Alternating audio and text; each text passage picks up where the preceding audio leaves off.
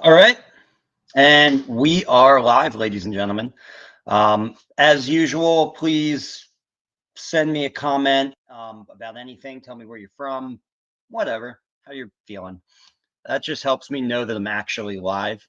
And while we're kind of letting people trickle in here, I might also do a little thing where I test my microphone because I'm trying to resolve some issues that we had in past streams. One with the camera, which I think I made it a little bit better. Some of you guys were mentioning that the lights back there, which are super bright to begin with, were kind of washing out everything. I think this camera is doing a little bit better. It's still nothing special. It's just a different webcam that I pulled off my other computer. But rather than having just a little tiny camera on my laptop.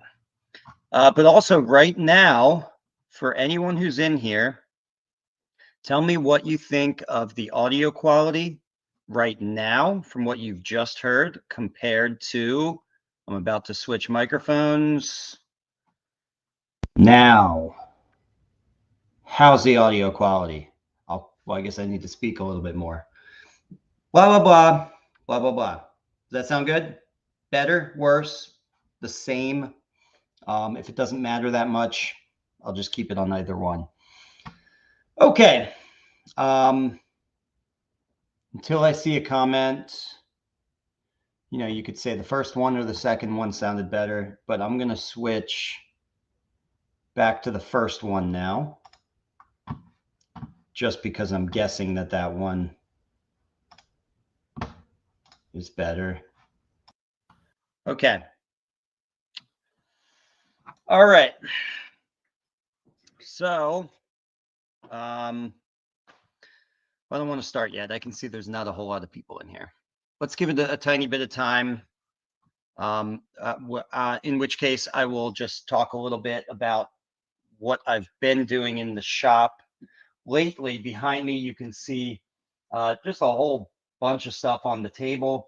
I've got two guitars that I actually removed the bridges on, and I filmed the process because I'm going to be putting out a kind of like a deep dive video on removing bridges, not on bridge re-glues, not on the whole process. There's a lot of videos like that out there, but I noticed there weren't really videos on simply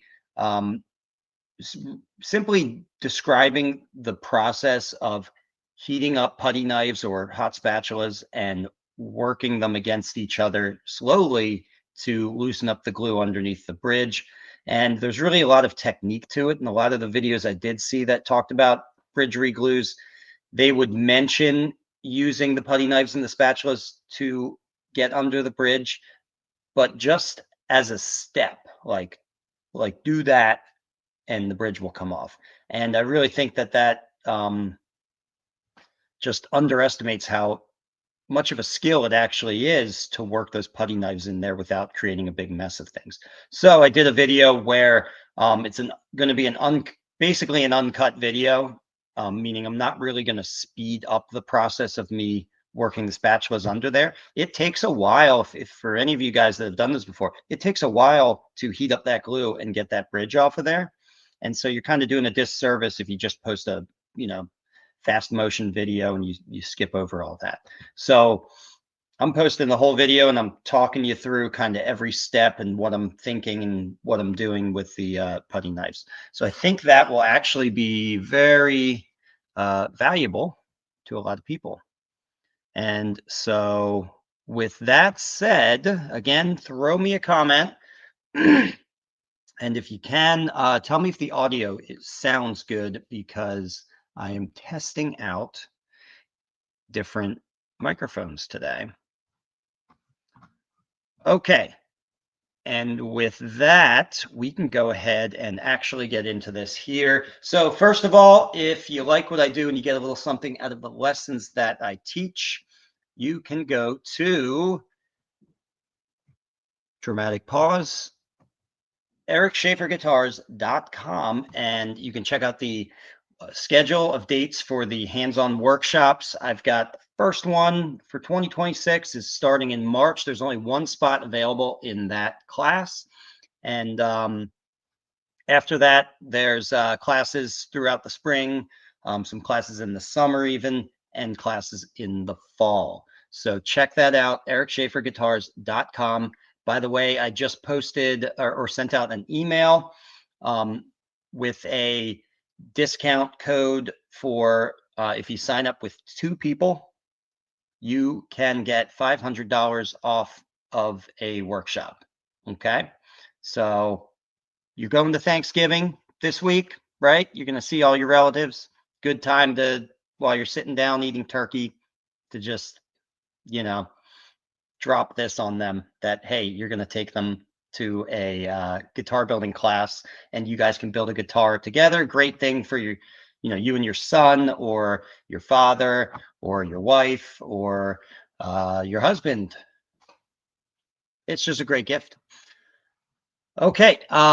Also, you can check out at ericschaeferguitars.com the online courses that I teach. There's Building an OM Acoustic and the True Oil course. By the way, Building an OM Acoustic includes the True Oil course. So really, the True Oil course is just a standalone for people who only want access to that content. So it's a little cheaper. But yeah, if you get the Building an OM course, you get it all, like in depth, every step of the process from the very beginning to the very end.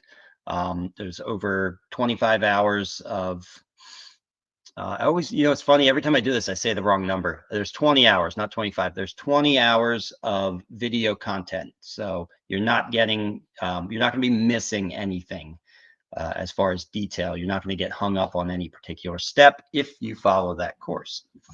And, oh, the last thing I want to say about the website is the Tone Wood Shop, which I talked about the last time. We now sell tone woods. So check that out as well. We've got some really cool Claro walnut, redwood, western red cedar, Spessart oak with this super flake figure, which is just absolutely stunning. You have to go to the website to see it. And Xeracote, Tasmanian blackwood, all that good stuff. So let's get into your questions. This time we are actually going to get into the Discord. I know we had trouble with that the last time, and so I went straight to YouTube and just read YouTube questions, but we're going to get back to the Discord now. So give me 1 second to get in there and get situated. Okay. And actually, guys, I figured out how to navigate the Discord much more easily and smoothly. So I figured out how to basically create a small little list of questions here that with links that can just shoot me right to that question. Because man, I was spending so much time in previous live streams just scrolling around and reading and trying to find a worthwhile question rather than having everything linked so I can just jump around. So we're going to go ahead and do that. All right, so we're going to start out with a question from Tom Casty. Tom, let me know if you're in the live stream right now.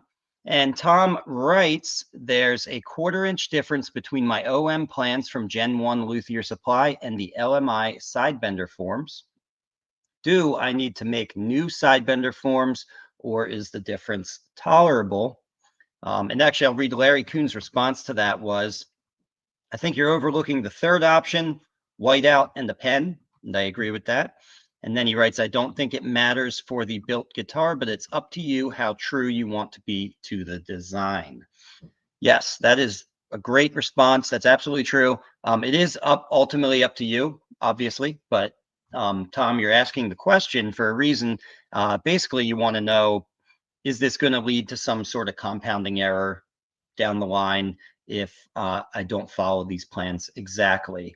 And it could in other situations, but actually with something like this, this is very easy to do. And I'm assuming, Tom, that you have not made the exterior mold yet, because that's the one thing you want to be sure of here. So if this was me, I would use the LMI side bending form. You don't need, I don't think it's worthwhile to make a new one. But you do have to make a mold that matches the LMI side bending form. That's important. I would hate to see you make a mold that matches your plans. When I'm talking about the mold, I'm talking about the exterior mold for assembling the guitar, not the side bending form. Your exterior mold needs to match your side bending form. Okay, that's very important. And then also, this might be obvious, but it's worth pointing out. However, when you go in with pen and paper and adjust these plans to fit the LMI side bender shape, you just need to make sure that the starting point for that side bender shape is right at the 14th fret. Okay, if it's a 12th fret guitar, right at the 12th fret, right? Just make sure that you're still staying true to that neck to body joint fret, and then you will avoid all those issues with compounding errors or intonation issues or anything like that that'll throw off your overall design. Because essentially, if you line up that neck joint edge of the body, then all of the curves and the sweeps of the sides, all of that is going to get pushed back to the outside. Like if the body was a little bit longer than you expected, if you line up that 14th fret line and you stay true to that, that just means all of that extra length is going to get pushed back to the tail where it doesn't really matter. Okay. But yeah, that's basically it. I would redraw that on your plans so that if you're cutting out your plans and making copies of the image, cutting it out, and then using that template paper to cut out your exterior mold. That way, your exterior mold will match your side bending form. That's very important. All right.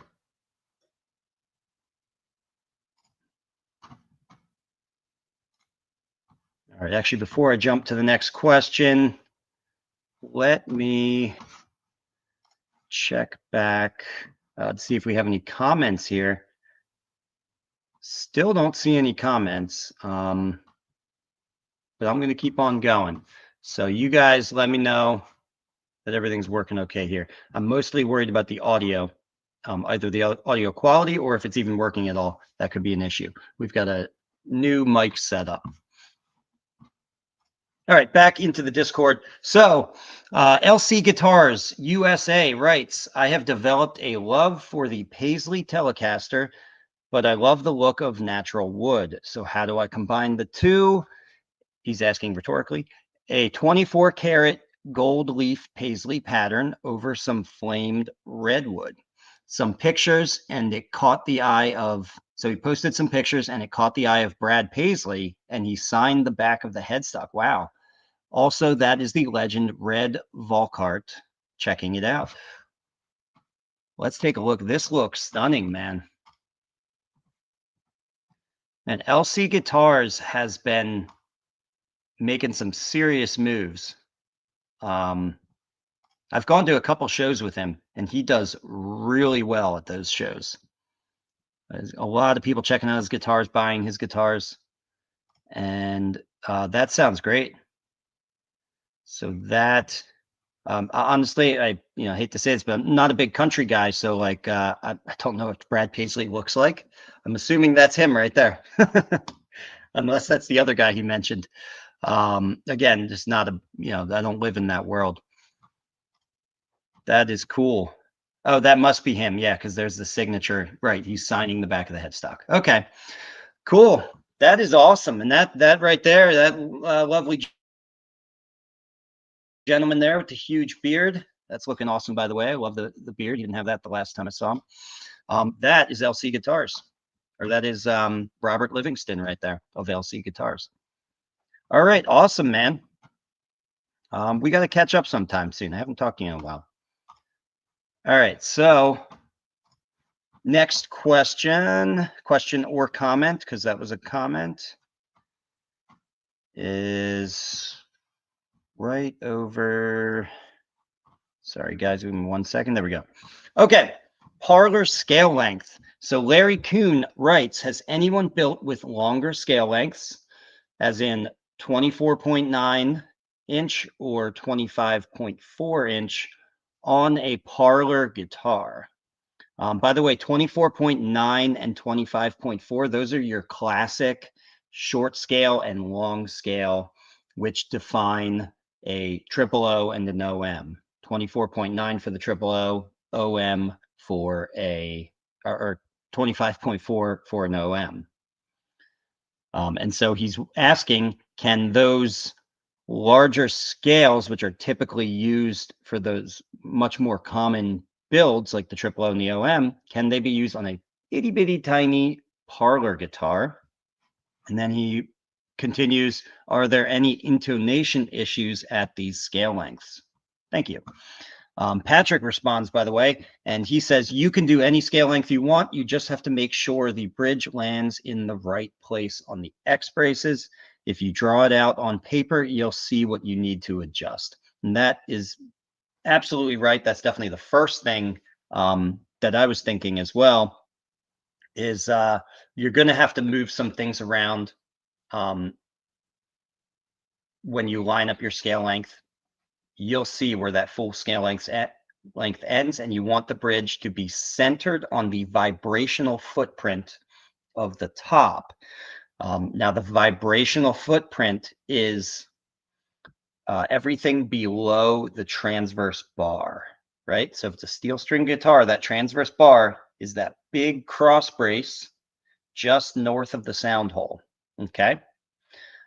That's important, so you don't think, oh, I need to center my bracing pattern and the bridge, and therefore the bridge, on the overall shape of the body. You're centering it on the space below the transverse bar, because that's your vibrational footprint, right? And just kind of like a speaker cone, you want all of your mass and that starting point for the energy coming from the strings, you want that to be at the place of greatest excursion on the soundboard, which is going to be dead center. Okay. I will say though, if you didn't do that, your guitar is not going to break. Like it's not like it's going to be structurally unsound if the bridge is off. It just won't be, in an acoustic sense, optimal.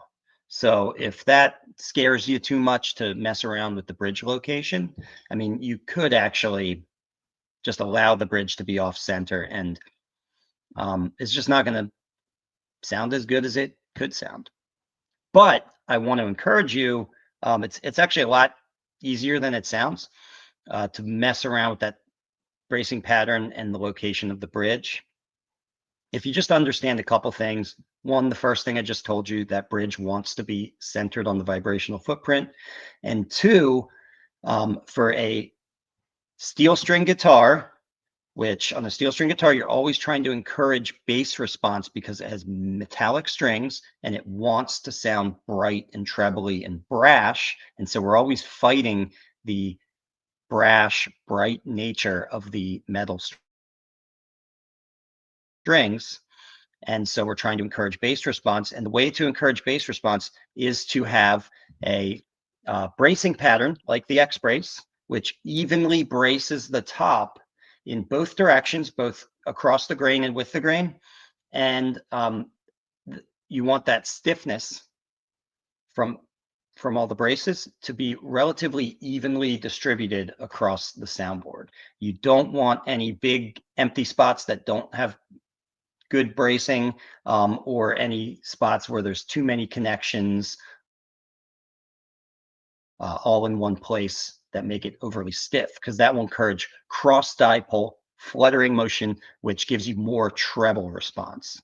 Okay, we've talked about this a lot in other episodes. It's a really deep topic when you start talking about cross dipole and monopole and all that stuff, but I'm trying to boil it down and keep it simple here for you, that when you're looking at on paper at your plans and you're thinking about moving around that pattern, which can be a little intimidating, just keep in mind, you can even just, you don't need to like make calculations on paper or anything. Even just looking at it visually, if you kind of shift things over and up, or down or whatever direction you're moving them.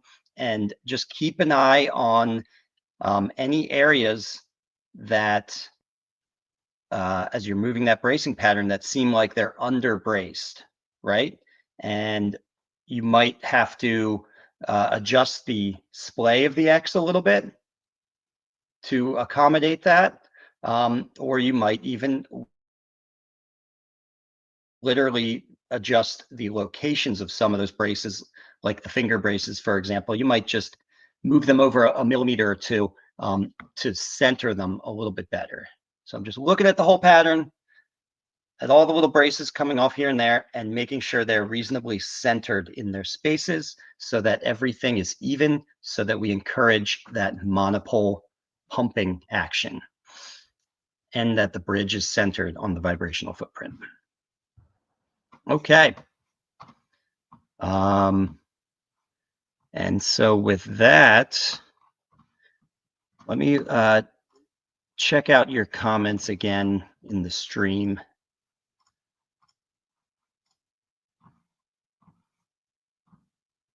Okay. All right. And it shows I got 6 people watching, but I still don't see a comment. All right.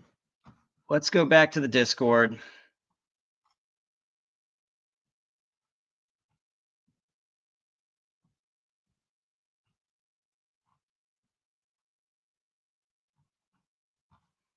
That's not where I wanted to go.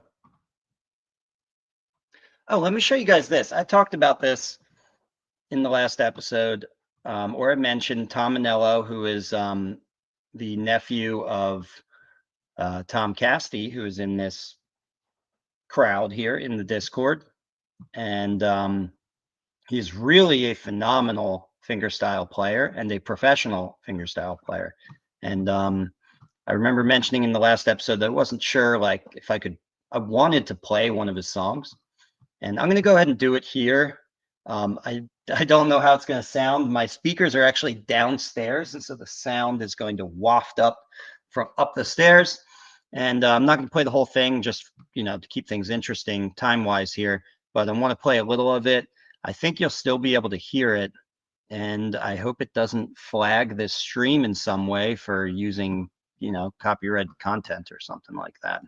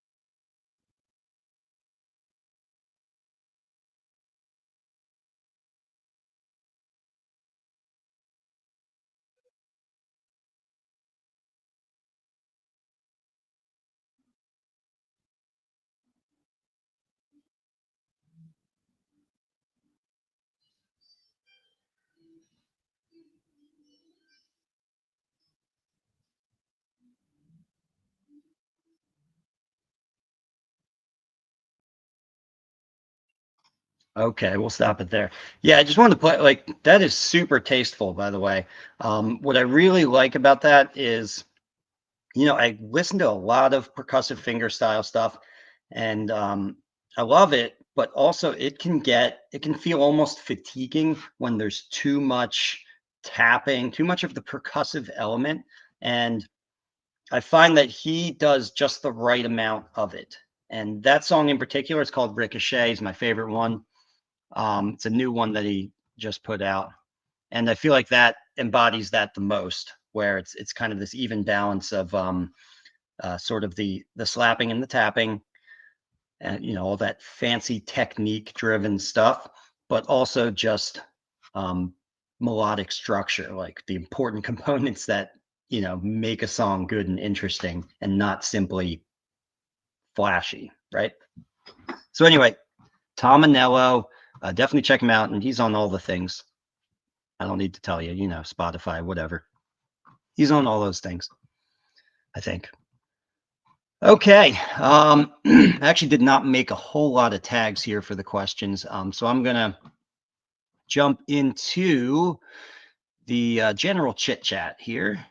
And I'm sure there'll be a couple interesting things. Oh, I did put a poll up a little while ago asking you guys if I was to come up with another hands-on workshop here covering a particular aspect of guitar making here, not just a full build. Hold on one second as I'm talking. I'm trying to. There we go. Okay. So, oh, cool. We got we got a comment finally. Cross dipole and monopole. How do you stop or even change the guitar that has muddy mid range? All right, we'll get to that. Sorry, let me just finish what I was saying about.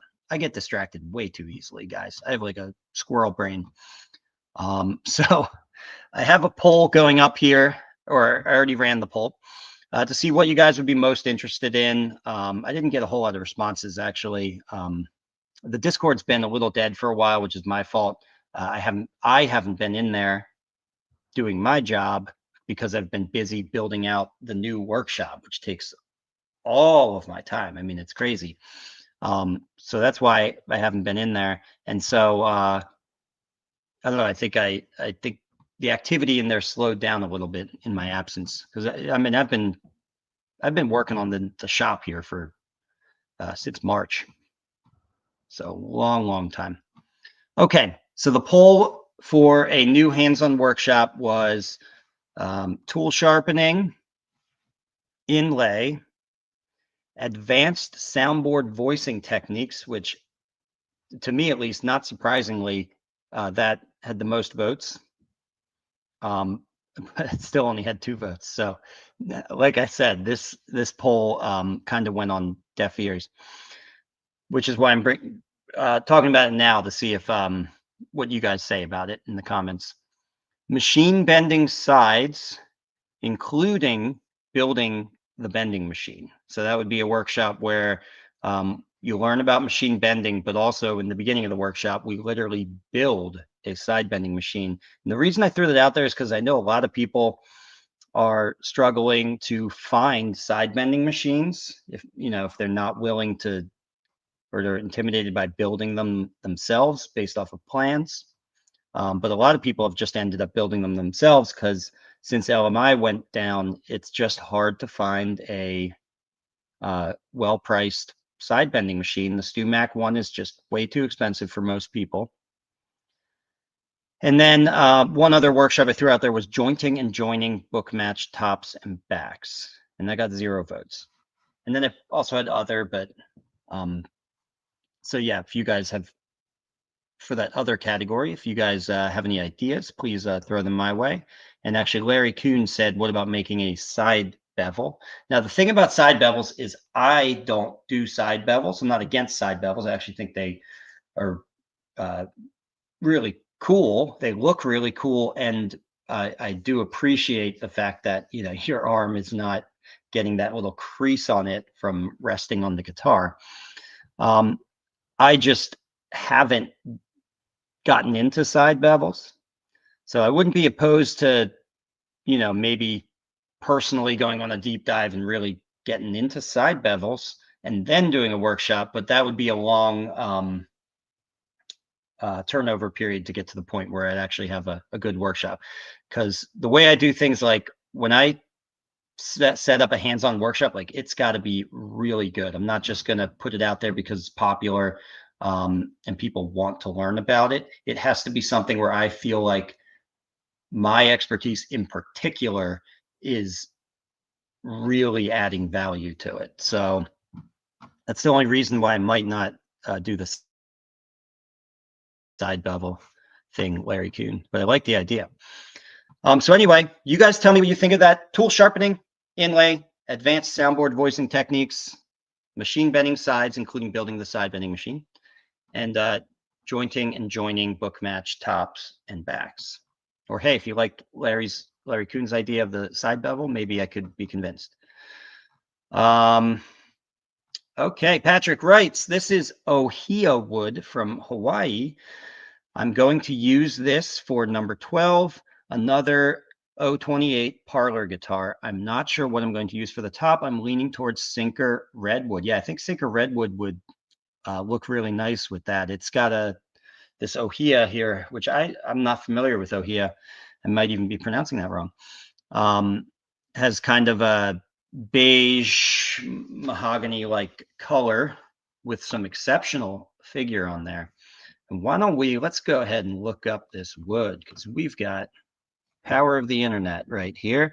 Wooddatabase.com. If you guys don't know, wooddatabase.com is an excellent resource. This is not a, I'm not, I know it sounds like I'm reading a sponsor ad right now, which I don't do, by the way.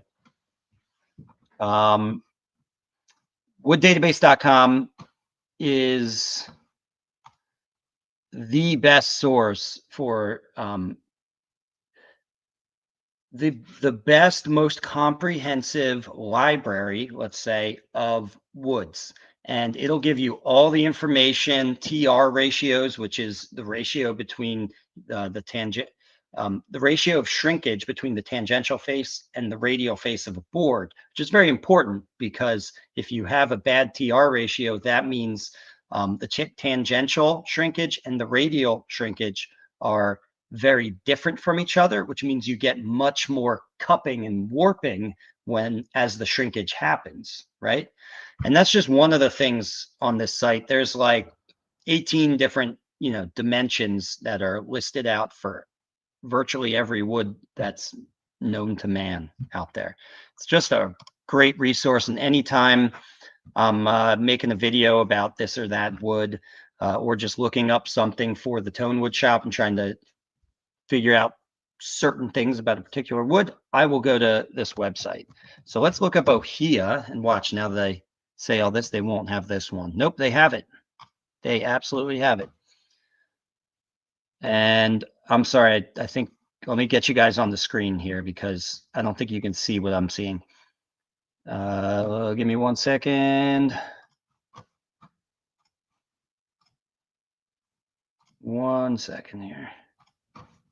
I am so bad at navigating tabs. Okay.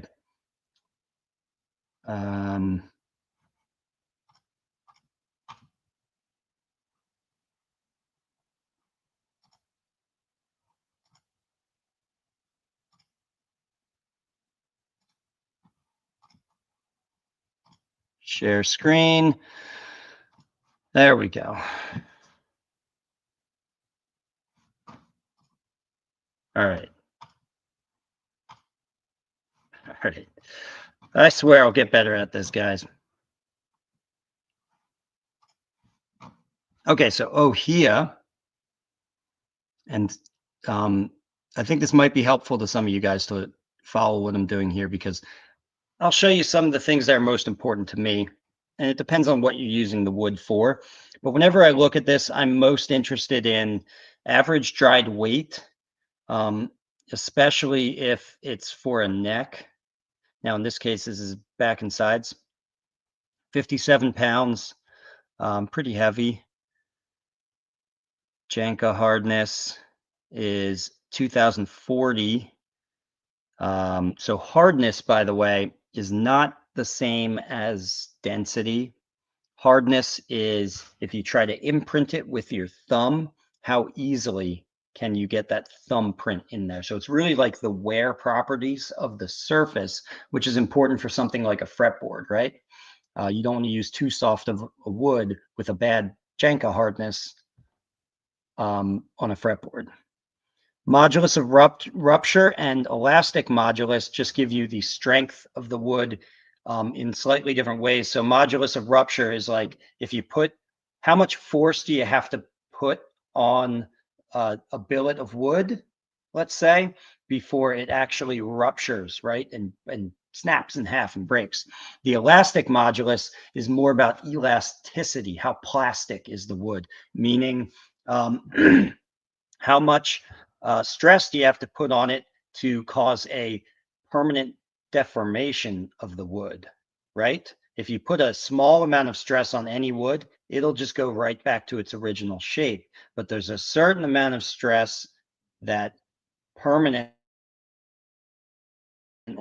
sets it into a slightly new orientation. So that elastic modulus is particularly important, or really it's only important for necks. That's where I really check that out if I'm experimenting with different neck woods. I want to make sure that it has a reasonable number.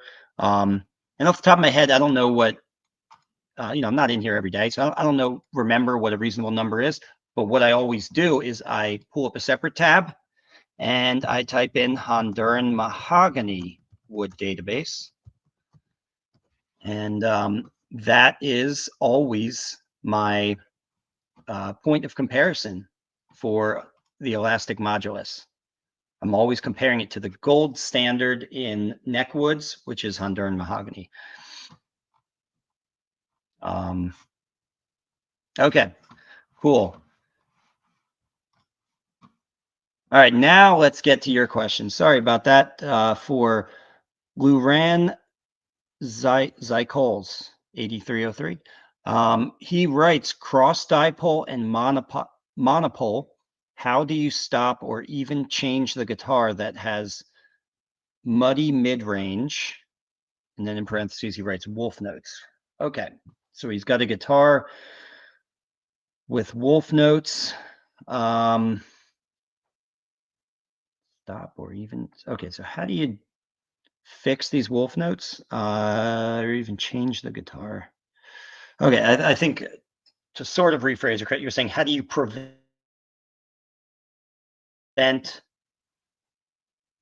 getting that muddy mid-range? And then as a secondary question, if you already have it, is there some way I can adjust that guitar to get rid of the muddy mid-range or the wolf notes? So I'm trying to think what would be the best response to this question, because this is a really difficult question. Preventing it, I'm not really sure, because it doesn't quite relate to the cross dipole monopole conversation, because that conversation is really about your balance of bass and treble. And so the way you get either more bass response or more treble response is through adjusting through muting certain vibrational modes. Okay. So if you want cross dipole, for example, you need to mute the opposite mode to that, which is long dipole. Cross dipole is a side-to-side fluttering along the axis of the bridge. Okay. Long dipole is a fluttering longitudinally along 90 degrees to that cross dipole, right? So along the length of the guitar body. And so if you mute, as is happening with fan bracing on a classical guitar, it's muting the long dipole.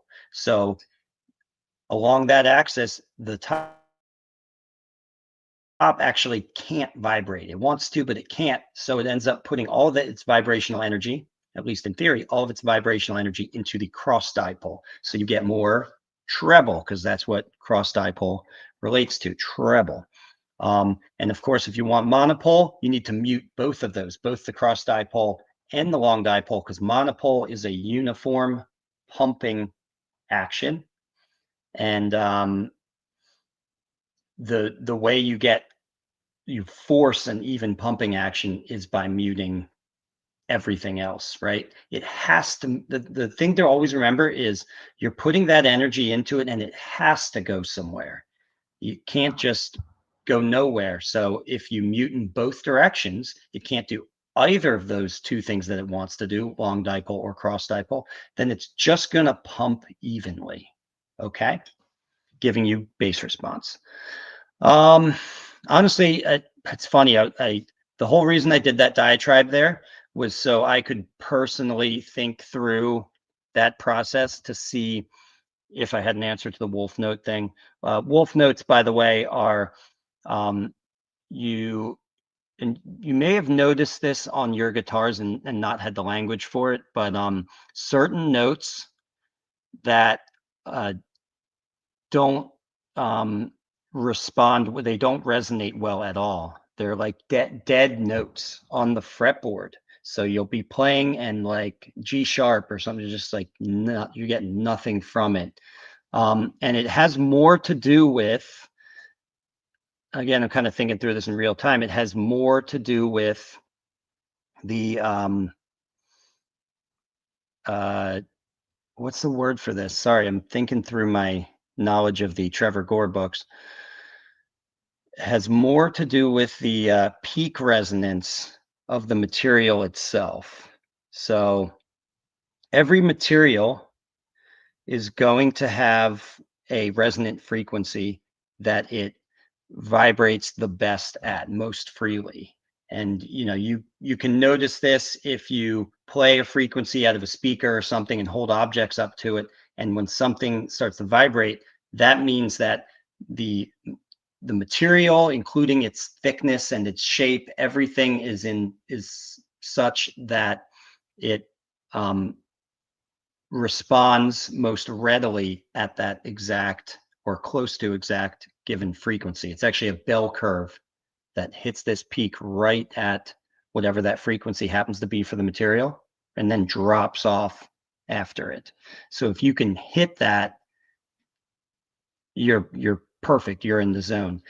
So wolf notes are kind of, they're almost like unavoidable in the sense that not unavoidable, I don't want to say that, but really hard to absolutely clamp down on and control and make sure that they don't happen, because what's happening in those cases is your materials don't have good resonance at all on those particular notes.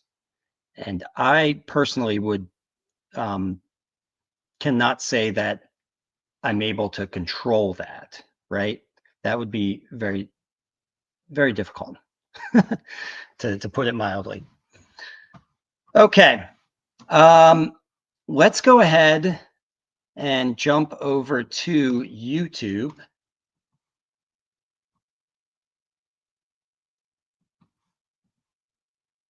And check out some of those questions and comments.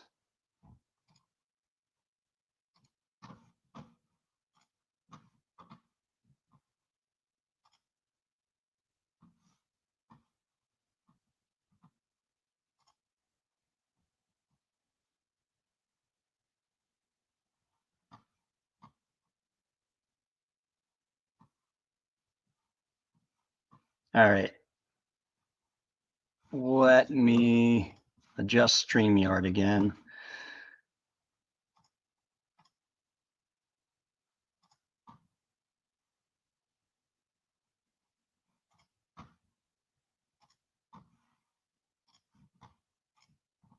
All right, here we are, guys. Okay, so Erling West writes about a video that I put out a long time ago called "How Thin Should Guitar Sides Be?" He writes, "Very useful, Eric. I'm about to bend the sides of an archtop L5 style in flamed maple. Nice. I have done it 3 to 4 times before and have had minor cracks. Your video inspires me very much, and I'm anxious to do the job this time." Yeah, well, thank you. Yeah, if you guys haven't seen it, check out that video. I just kind of describe a couple simple heuristics that you can apply to most woods to figure out, how thin should I thin this out to? Because I know that's one point of frustration for a lot of people is there's so many woods out there, and it's not like even with as much information as there is out there on YouTube and on the internet, it's not like you can just look up a video for ohia, that random wood who was that? Patrick showed us. There's just too much out there. There's too many woods, and everyone's a little bit different. So check out that video if you want some good simple heuristics for figuring that out. And Timothy writes, it's midnight in suburb of Chicago. After work YouTube channel pops up in my feed. I was just telling a workmate tonight that I would love to learn how to fret and make a nut for a guitar. Wow, who would have known? I will be a new sub. May I ask what your files are? I looked today and they're quite expensive. Yes, actually, I'm glad you asked that, because as much as I do love StewMac, I do not like their very expensive files. It's not that they're poor quality or anything like that. It's just that they're very thick with this pronounced taper to them, and they're double-sided. They might have new files now, I don't know. But at least, back when I got them, they were double-sided, and which is a, convenience thing. And I guess they're saving you money because you don't need to buy as many individual files. But I have found, what is the, let me pull this out for you, and I'll give you a very direct answer. Here we go. Right here. I have found that these by Chiku, I always love saying that. I have no idea how to pronounce that right. UO-CHIKU.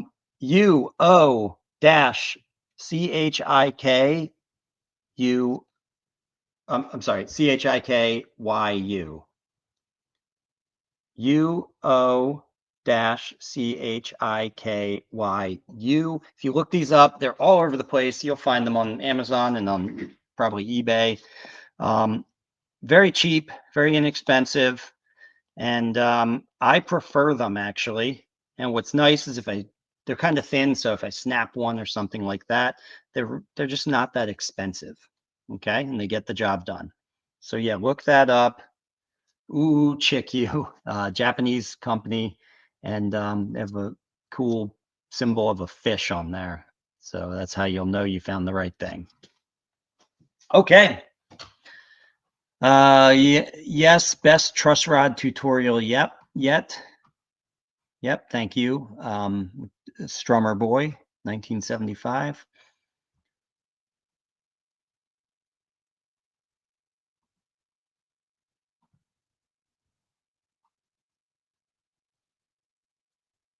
Okay, carbon brushes for saw.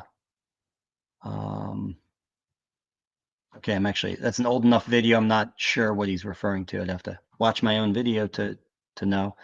Okay, anyway, I think, let me check the chat, and we can chat a little more if you guys are in there being active, but it's been pretty quiet. So I think if you guys are good, then I'm good, and we'll go about our day. All right, well, I appreciate you guys. Remember, there's a 2-person discount if you want to sign up for a hands-on workshop for next year. This discount, I didn't mention it in the beginning, but this discount ends on December 5th. So when you're at Thanksgiving, hanging out with your in-laws or whatever, ask them if they want to build a guitar with you, and they'll probably say no. But they might say yes. So just ask them. All right, guys. You guys are the best. I'll see you in the next one. Bye for now.